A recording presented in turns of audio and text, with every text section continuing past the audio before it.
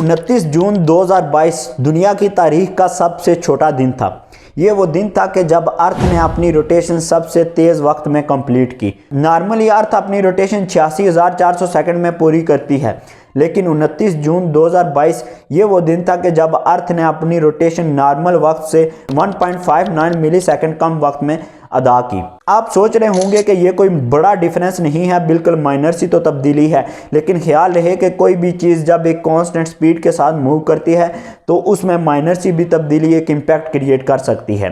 पिछले कुछ सालों से साइंटिस्ट ने नोटिस किया है कि अर्थ की रफ्तार जो है मुसलसल बढ़ रही है और ये स्पीड कंटिन्यूसली इंक्रीज हो रही है। साइंटिस्ट इसके पीछे का रीज़न तो एग्जैक्टली नहीं मालूम कर सके, लेकिन कुछ साइंटिस्ट का ख्याल है कि इसकी रफ्तार के बढ़ने की वजह क्लाइमेट चेंज भी हो सकती है। अगर आपने नोटिस किया हो तो पिछले कुछ सालों में अर्थ के नॉर्थ और साउथ पोल से बर्फ़ मुसलसल पिघल रही है, जिसकी वजह से अर्थ के नॉर्थ और साउथ पोल से वेट कम हो रहा है और अर्थ के सेंटर में वेट बढ़ रहा है। फिजिक्स का एक बेसिक सा प्रिंसिपल है law of conservation of angular momentum, जो ये कहता है कि जब किसी भी चीज़ के सेंटर ऑफ ग्रेविटी के अराउंड मास डिस्ट्रीब्यूशन ज़्यादा हो जाती है तो उसके घूमने की रफ्तार जो है वो तेज़ हो जाती है। साइंटिस्ट का ख्याल है कि यही कुछ प्रोसेस हमारी अर्थ के साथ हो रहा है कि जब अर्थ के नॉर्थ और साउथ पोल से वेट कम हो रहा है तो अर्थ के सेंटर में वेट बढ़ रहा है, जिसकी वजह से अर्थ के घूमने की रफ्तार जो है तेज़ हो रही है। अगर आप मेरी इस बात को नहीं समझें तो इस एग्जाम्पल को देखें।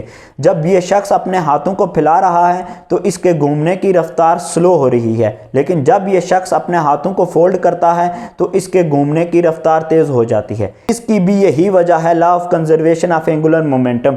जब ये शख्स अपने हाथों को फैलाता है तो सेंटर ऑफ ग्रेविटी से मास शिफ्ट हो जाता है उसके हाथों वाली साइड, तो इसके घूमने की रफ्तार जो है वो स्लो हो जाती है। लेकिन जब ये शख्स अपने हाथों को फोल्ड करता है तो इसका सारा मास सेंटर ऑफ ग्रेविटी के अराउंड डिस्ट्रीब्यूट हो जाता है और जिसकी वजह से इसके घूमने की जो रफ्तार है वो तेज़ हो जाती है।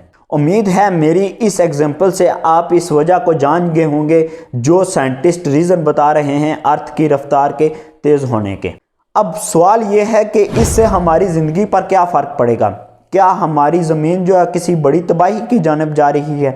तो इसका जवाब है बिल्कुल भी नहीं। साइंटिस्ट का मानना है कि इसकी वजह से हमारी लाइफ पर कोई फ़र्क नहीं पड़ेगा, ना तो हमारी ज़िंदगी पर इसका कोई असर पड़ेगा। लेकिन जो टेक्नोलॉजी है, मिसाल के तौर पर जीपीएस सिस्टम, कम्युनिकेशन नेटवर्क और हमारे स्मार्टफोन, इन पर असर पड़ सकता है क्योंकि ये इनका ऑपरेटिंग सिस्टम बिल्कुल एग्जैक्ट टाइमिंग पर मुनस्सर होता है। बिल्कुल एक्यूरेट टाइमिंग के साथ इनका ऑपरेटिंग सिस्टम वर्क करता है। लेकिन ये भी कोई ऐसा अलार्मिंग सिचुएशन नहीं है, क्योंकि साइंटिस्ट का मानना है कि अगर इसी तरह अर्थ की रफ्तार बढ़ती गई तो जैसे हमने एक लीप ईयर ऐड किया है, ऐसे हमें आने वाले वक्त में एक लीप सेकेंड भी ऐड करना पड़ेगा या सब्सट्रैक्ट करना पड़ेगा अगर अर्थ की रफ्तार जो है ऐसे ही बढ़ती रही। लेकिन साइंटिस्ट का यह ख्याल है कि कुछ सालों में अर्थ अपनी नॉर्मल स्पीड पर आ जाएगी, क्योंकि जैसे ही नॉर्थ और साउथ पोल पर वापस ग्लेशियर बनना स्टार्ट होंगे तो अर्थ की रफ्तार वैसे ही स्लो डाउन हो सकती है और वैसे ही अपनी पोजीशन पर आ सकती है जैसे वो पहले मूव कर रही थी। मेरे इस चैनल को सब्सक्राइब कर दें ताकि इस तरह की अच्छी इन्फॉर्मेशन आप तक पहुंचती रहें। आप अपना और अपने प्यारों का ख्याल रखना। मिलते हैं नेक्स्ट वीडियो के साथ।